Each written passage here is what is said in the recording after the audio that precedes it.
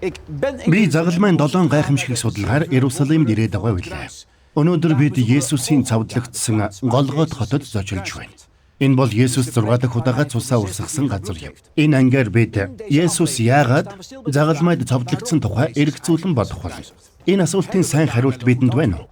Иерусалимийн 7 гайхамшигт тавтай морил.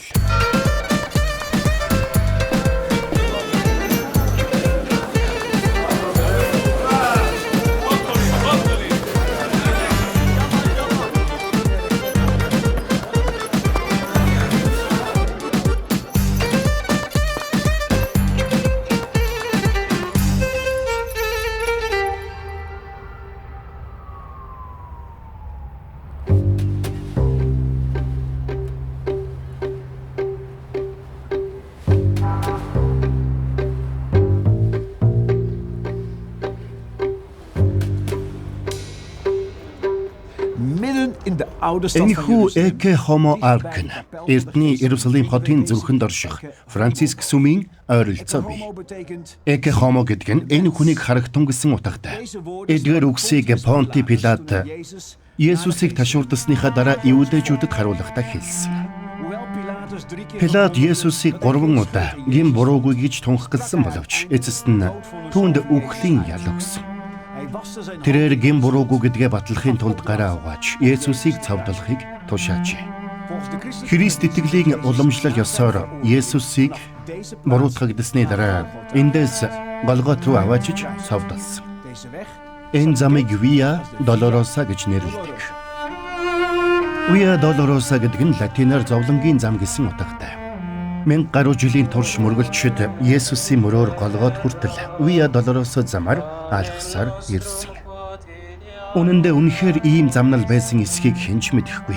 Учир нь орчин үеийн Иерусалим хот сүрсэн эртний хотын тойрон дээр 10 м өндөрт баригдсан. Via Dolorosa нь эртний Иерусалимын олон нарийн гудамжаар дайрч өнгөрдөг. Энэ замын дагуу загалмайн 14 өртөө байдаг бөгөөд тус бүр нь Есүсийн зовлон зүдүүрийн замын дагуух тодорхой үйл явдлыг тэмдэглэдэг. Загалмайн замын өртөө бүрт итгэгчид залбирах сүм хийд бий. Пилат эцэст нь Есүсийг цавдлахыг тушаав. Есүс 27-оос 45 кг жинтэй хөндлөвч мод буюу загалмайгаа өөрөө авч явах ёстой болов. Мужаан хүний хувьд Есүс мөрөн дээрээ хүнд мод үүрч тассан ч энэ удаад тэр чадсан. Зам нарийн эгц тэгш бус хөл хөдөлгөөн ихтэй. Есүс хүнд загалмайгаа шархалсан мөрөн дээрээ үүрэн Via Dolorosa замаар явах ёстой байв. Тэрээр Ромын цэргүүдээр цовдлогдохоор Голгот толгод дээр ирэхэд өглөөний 9 цагийн орчим болж байлаа. Голгота гэдэг нь гавл гэсэн утгатай арамей үг юм. 1883 онд Британий генерал Гордон Иерусалимд айлчилжээ. Тэрээр цэргийн хүн байсан ч Библи судлал, археолог сонирхдог байжээ. Тэрээр гавлын ястай төстэй хадыг анзаарч харав. Энэ гавлын газар болох Голгота толгод мөн Есүсийг цавдлагдсан газар. Би ойроос очиж үзэх ёстой. Энэ газарт Есүсийг цавдалсан гэж Британий генерал Гордон үздэг. Хэрв та сайн ажиглавал миний ардах газар ямар хэлбэр дүрстэйг харж байгаа байх. Гэхдээ надад генерал Гордоныхтай адил сэтгэл төрөхгүй байна. Энэ давтуусны буудал байна. Бас энэ үнрийг маш их чимээтэй юм. Мөн би аимшигт цовдлолд хэтэрхий их цаг зарцуулахыг хүсэхгүй байна. Би загалмайн 7 гайхамшиг номдоо энэ тухай нарийн тодорхойлсон. Би сүм уулын бэлдэх археологийн цэцэрлэгт хүрээлэн лөө явж байна. Нэгэн цагт энэ газар 2 дахь сүмийн нэг хэсэг байсан 60 орчим метр өндөртэй чулуун хан багтжээ. Эндээс бид Есүсийн үеийн гайхалтай сүмийн үлдэгдлүүдийг олж харах боломжтой. Энэ бол Есүс яагаад эцэст нь цовдлогдсон шалтгааныг тунгаан бодоход тохиромжтой газар гэж би бодож байна. Бид Иерусалимийн археологийн цэцэрлэгт хүрээлэнгийн Херодиан гудамжинд ирлээ. Дээрхэн байрлах ариун сүм уулнаас хэдхэн метрийн зайд байна. Есүсийн алхаж явсан газар бид ойрхон ирсэн. Энэ гудамж ариун сүм байсан баруун ханыг дайран өнгөрдөг. Нийтийн тооллын 70 онд Ромчууд Иерусалимыг сүрүүлэх үед хотын хэрмийн нэг хэсэг толгодын ирмэг рүү түлхэгдэжээ. Хэдэн жилийн өмнө энэ гудамжийг археологийн малтлагын үеэр сүрсэн сүмийн ихэнх хэсгийг олж илрүүлсэн. Хагархайн нэг хэсэг нь еврей бичээстэй бөгөөд энэ нь Иерусалим дэх ариун сүмийн анхны хэлтэрхий юм. Еврей бичээсээр бүрээн дууны газар гэж бичсэн байдаг. Хадны хэлбэр бичээс нь энэ нь сүмийн парапет байсан бөгөөд дахилчид бүрээ үлээж зогсдог байсныг харуулж байна. Энэ бол амралтын өдөр болон евдээчүүдийн баяруудын эхлэл төгсгөлийн дохиогоор бүрээ үлээж байсан газар юм.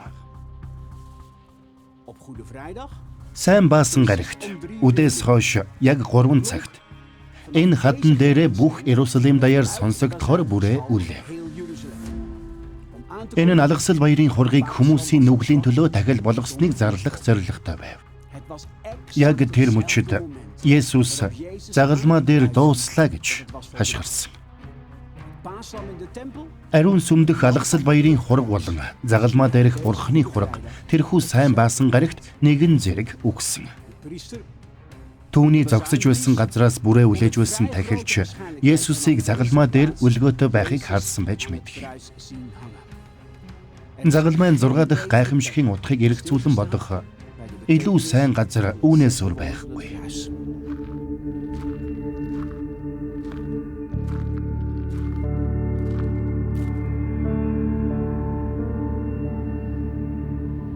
Есүсийг төрөхөөс 600 орчим жилийн өмнө түүний цовдлогдохыг Исая зөгнсөн. Исая 53 дугаар бүлэгт тэрээр гэвч гэмт үйлдэлийн маань улмаас тэр хатгагдан хилэнцгийн маань улмаас тэр бяцарч яваа гэж.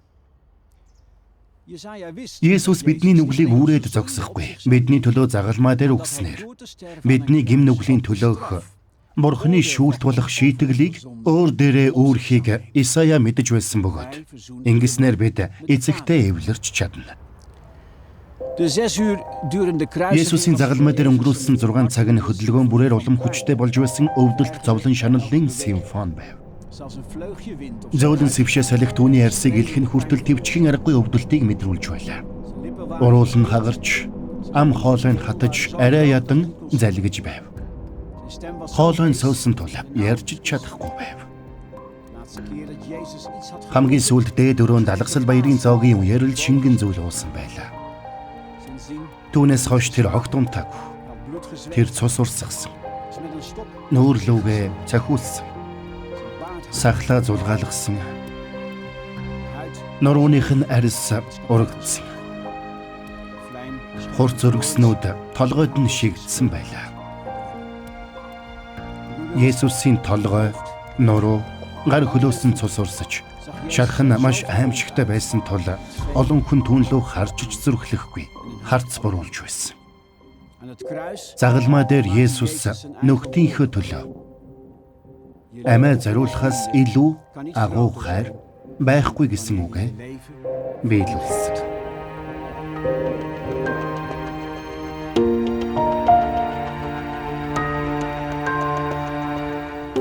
Есүс эхлээд Барабын төлөө загалмайн ялыг үүрсэн.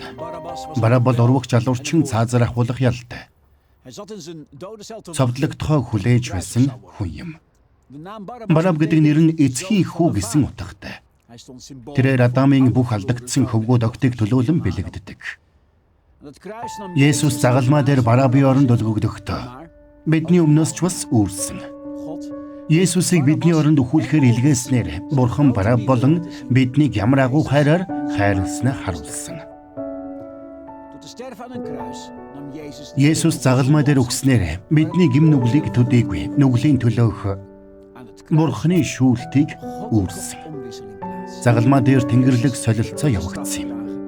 Есүс биднийг Бурхантай эвлэрүүлэхийн тулд авах ёстой шийтгэлийг үүрсэн.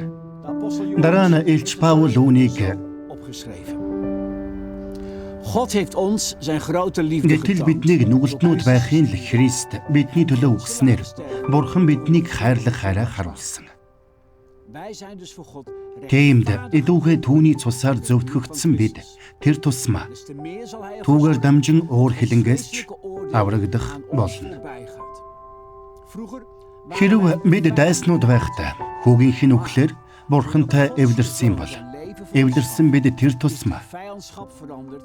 түүний аймаар аврагдах болно. En omdat Jezus leeft, zijn wij. Үүгээр барахгүй Бурханы дотор Maar daar houdt het бидний niet op. эзэн Wij prijzen ons geluk. Есүс Христээр дамжин баярлан хөөрдөг. Vooral door onze Heer Jezus Түүгээр бид эдүүгээ эвлэрлийг авав гэж тайлбарласан. ons.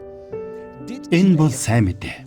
Jezus is niet gekomen. Есүс таныг яллах гэж ирээгүй, харин таныг аврахаар ирсэн. God zal je Есүс таны төлөө нүгэлтэд нэг болж, таны гмийн төлөө Бурханы шүүлтийг өөртөө үүрсэн тул Бурхан таныг дахин хизээж шийтгэхгүй, буруушаахгүй. Тийм ч учраас Паул Ром 8-ын 1-р ишлэлд vers 1. иймд эдүүгээ Христ Есүс дор байгаа хүмүүст ямар ч ял үгүй гэж хэлсэн байдаг.